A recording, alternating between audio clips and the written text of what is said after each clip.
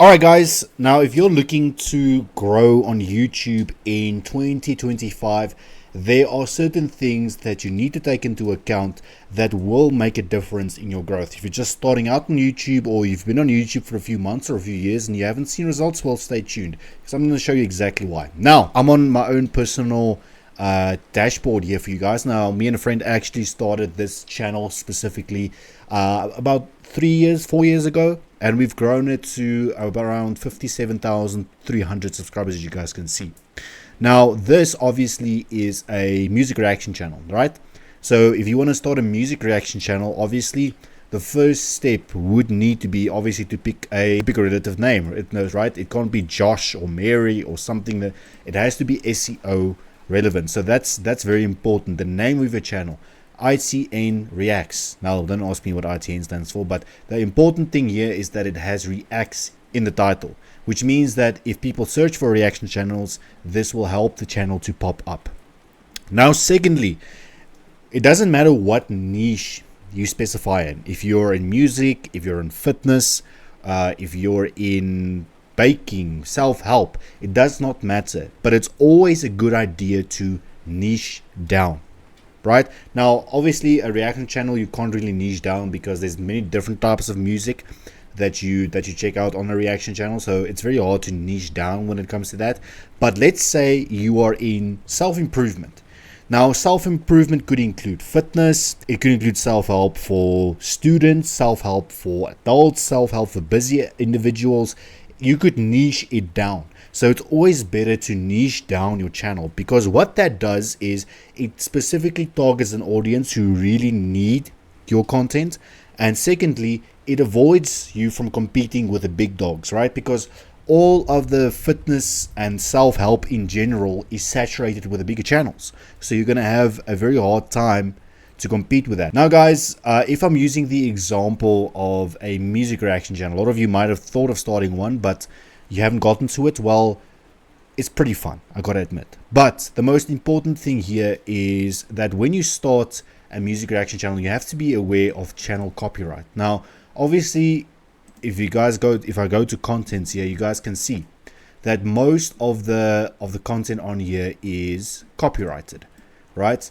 So if you're thinking of starting a music reaction channel, just keep this in mind, that you will have an unbelievably hard time making anything off of the reaction channel, basically is what I'm saying. Because, you know, certain videos like this one are monetized, certain videos are not monetized, certain videos are on escrow, which means that you appeal the monetization, and then the title holder, the copyright holder, will decide if that claim is valid or not. Now, thirdly, when it comes to growth, we need to look at shorts. Now, as you guys can see, the shorts that we posted do relatively well. Here's one with 7,000 views. Here's one, most of them are over 1,000 views. So YouTube shorts are a very important thing that you guys need to take into account, because YouTube tends to push shorts to newer audiences, to people who might not have seen your channel content yet. This is a great gateway, so to speak, to your channel. So make sure that you post at least a couple of shorts a week, because there's always a chance that some of them will go viral. Next, we need to talk about this. We need to talk about branding. So if we go to customization, you guys can see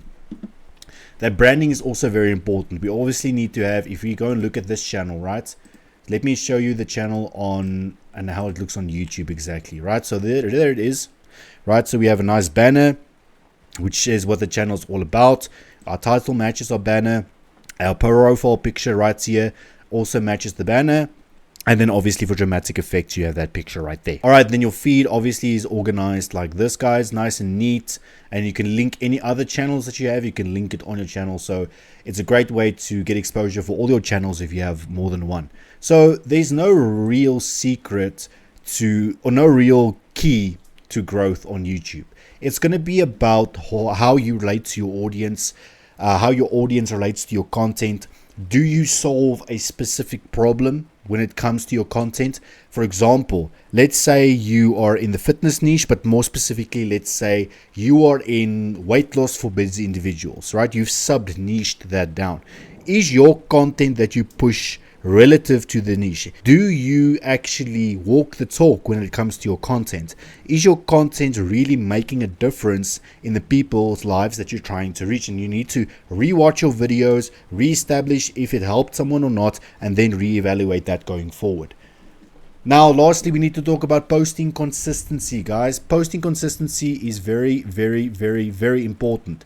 Now, let me show you an example here. As you guys can see, 8th of October, 7th of October, 6, 6, 5, 4. The point is, I've been consistent on this channel, and that has led to us growing over 57,000 subscribers. Frequency is very important. Consistency is very, very important when it comes to growth in 2025. Another important thing, guys, that I forgot to mention, if you go to your customization and you go to your description, you need to ensure that this description right here applies and is relative to your channel, right? So obviously, if you have a fitness channel, for example, you would say, hi, I'm a fitness enthusiast, I'm a personal trainer, I love making a difference in people's lives through fitness, etc., etc., etc., right? So that's what you want to say in this description, because this description is very important for the channel's overall SEO. This is how people find your channel. Even if they type it on Google, right, your channel will be able to pop up if you have this description correct. Ladies and gentlemen, as I said, there's no real complicated thing to it. You need to make sure your branding is correct, your title is correct. You need to make sure that your customization, that your description here applies and is relative to the content that you make. You need to make shorts, long form content. You need to stay consistent. There is no real secret to really growing on YouTube. Just make sure that you remain genuine in 2025, that you really connect to an audience, because authenticity is making a comeback. There's no need anymore for fancy edits, and if you can do fancy edits, sure, go for it.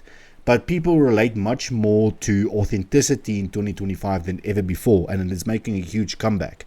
We see creators like Sam Sulek, who makes these raw, unedited gym vlogs getting millions and millions of views because he is relatable, because he built a connection with his audience. That's just an example that I'm using. So if you're ready to grow on YouTube in 2025, well, we've also linked an Amazon book down below that you guys can go and cop.